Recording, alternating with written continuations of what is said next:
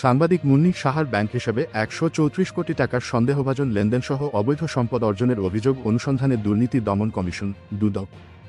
Subscribe করুন আর নতুন video দেখতে বেল আইকনে ক্লিক করতে ভুলবেন না। বৃহস্পতিবার প্রধান কার্যালয় থেকে এমন সিদ্ধান্ত নেওয়া হয়েছে বলে সংস্থাটির মহাপরিচালক মো. আক্তার হোসেন নিশ্চিত করেছেন।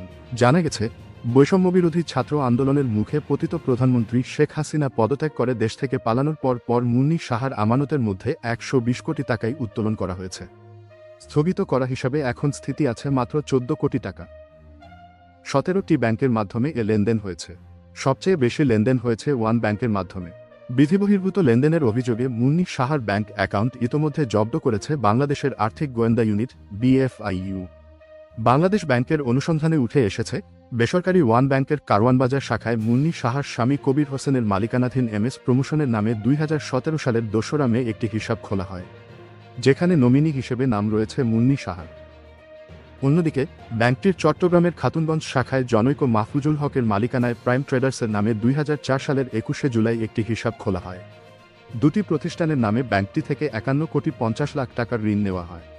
ঋণ পরিশোধ না করে বারবার সুদ মওকুফ ও নবায়ন করেছে ব্যাংকটি। এর মধ্যে কেবল ২০১৭ সালেই সুদ মওকুফ করা হয় ২৫,৭৮ লাখ টাকা। যদিও প্রতিষ্ঠানের দুটির মধ্যে পারস্পরিক ব্যবসায়িক কোনো সম্পর্ক নেই।